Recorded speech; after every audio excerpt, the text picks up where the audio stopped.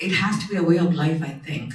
People who sit in a place of comfort, you don't really get much done. You, other than just sort of, my mother used to call it a vicious cycle. You're always in the same place.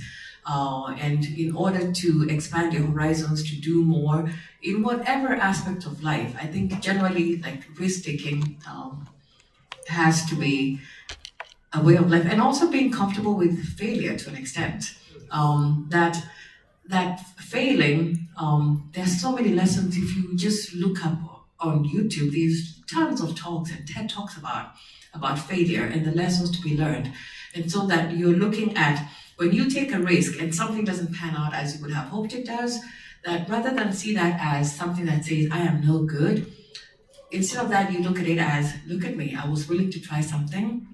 It may not have worked out the way that I wanted it to work, but what are the lessons that I take from this? So that as I go on to the next step, what am I taking? What knowledge am I bringing with me? So that failed venture was not a waste. In fact, it was a lesson, so that I'm taking those things and going on with my next venture, better informed, knowing what works, what doesn't work, and then I can craft my approach in a different way to account for the lessons that I have learned from that experience.